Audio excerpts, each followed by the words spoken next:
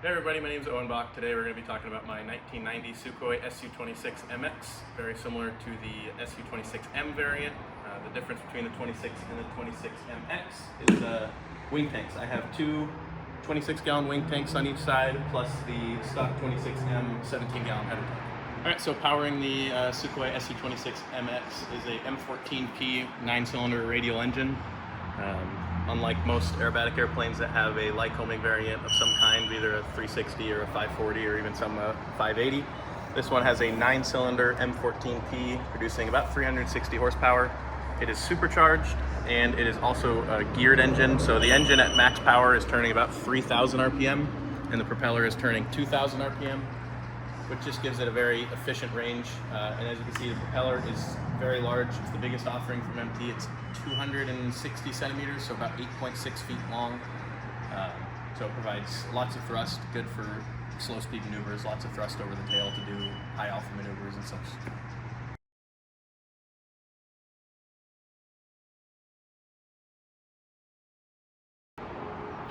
So going around the airplane, the landing gear is a very distinctive thing between the 26 and the 31 or even the 29.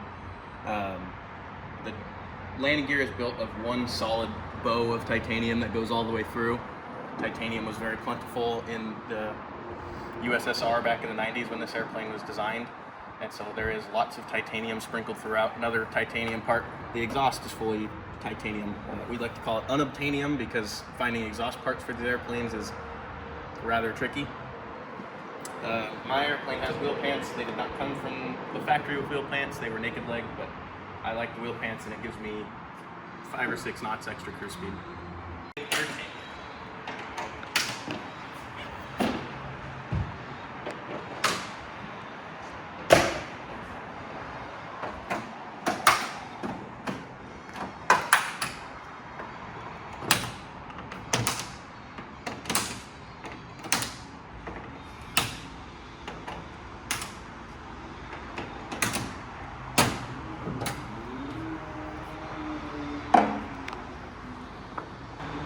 So poking under the hood of the Sukhoi, very different from your standard airplane, obviously. The engine is round, the exhaust goes all the way around.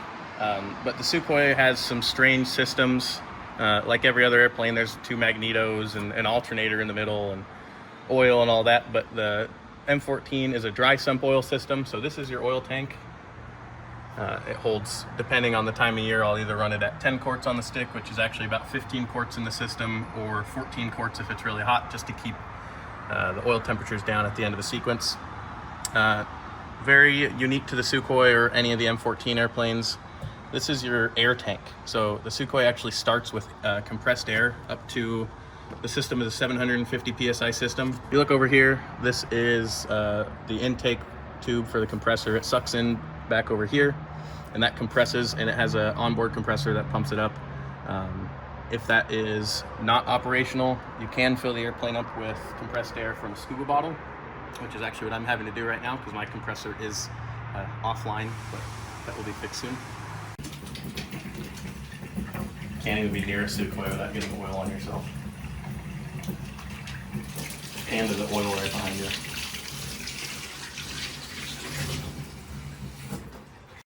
So the 26 has, as all the Sukhoi models do, very similar wing between the 26, the 29, and the 31. The 29 is a little bit longer, and I believe the 31 is, I don't know exactly what the differences are, but all I know is it's a little better for freestyle. Giant ailerons, 3 hinge, lots of travel. Gives you about, at 400 kilometers an hour, gives you about a 400 degree per second roll rate. Slower speeds, obviously less, but somewhere around 360 is a good number for the Sukhoi. Rolls plenty fast, and it's not a very violent roll rate. Doesn't feel like it kind of onsets smoothly, but very easy to manage. It can be kind of hard to get good stops in this airplane because if you look in the cockpit, the stick is very large and you have a lot of leverage. So it's a 2-handed airplane at all times, except for when you're doing, hammerheads and you need one hand on the throttle. Another different thing on the Sukhoi ailerons is down here.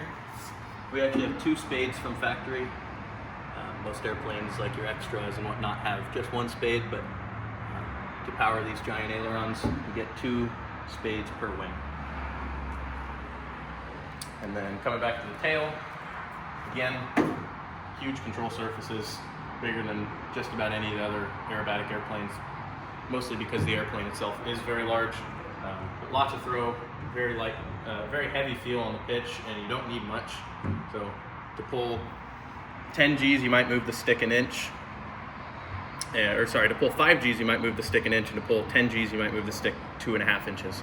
So lots of throws, and yeah, with the big prop wash and the large tail, you could do really tight micro loops and stuff like that, and it's pretty fun. The rudder, same as the elevator, it's ginormous with large throws. I'll show you in the cockpit. The rudders on this airplane are a little bit different hinge mechanism than others, which make it a very smooth feel, but it's a little bit different to get used to if you're coming from pits or an extra or something like that. All right, whenever you're ready.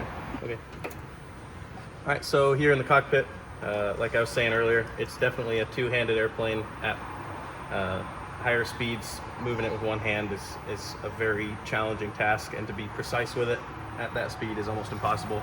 So most of us fly like this, two-handed, which definitely helps, but it can be an arm workout on a long day after 3 flights in the box. But going around the cockpit, over here we've got it's quite a different layout. Everything is in Cyrillic or different interpretations. So this is a clock from Russia. I don't really use it, but it's cool. Airspeed indicator in kilometers an hour. 450 kilometers an hour equates to about 286 miles an hour, and that is your red line. 380 kilometers an hour is your maneuvering speed, so that just shows to say how the Russians built this airplane like a tank.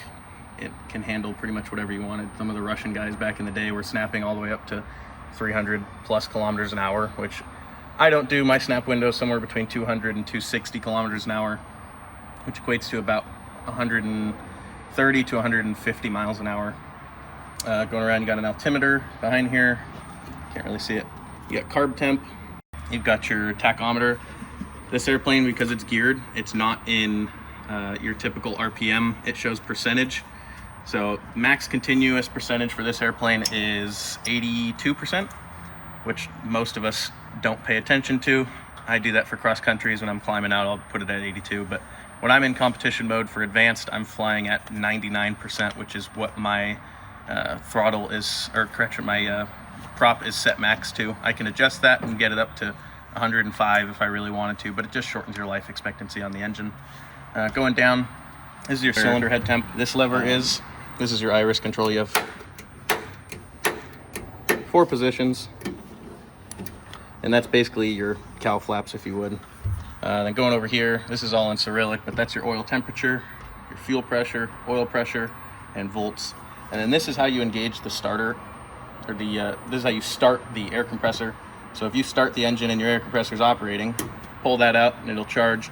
And then once you get the charge up to the correct amount, which is down here, that is your air pressure gauge. And once you get that up to the right amount, then you'll push the breaker in and you'll hear a nice whoosh, like you're unplugging an air hose from an air compressor or something. Coming up here, this is your start button. Let me close that so don't push it in. So when you want to start, you push this button, and then a shower of sparks is engaged. And then once it starts catching, flip those both up, and the engine should roar to life. If it's cold, you'll have to do a little bit of funky business to get it to stay running, but if it's warm outside, it usually starts pretty easy. Up here is an oil shut-off. This is an add-on to my airplane. Basically, after I shut the engine off, I'll flick the mags off, I'll push the throttle all the way up to full, and then I'll pull this out, and that just cuts off oil coming out of the big oil tank and draining into the bottom cylinders, because hydrolock is a concern being a radial. Down here on the throttle quadrant, no mixture control. It's all controlled through the pressure carburetor. So you got throttle, this is your prop control, and this is a friction lock.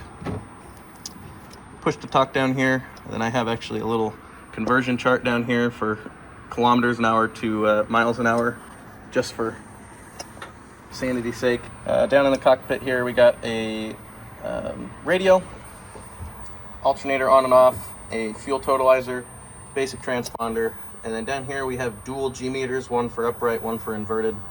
And the airplane is certified for plus 12, minus 10 Gs.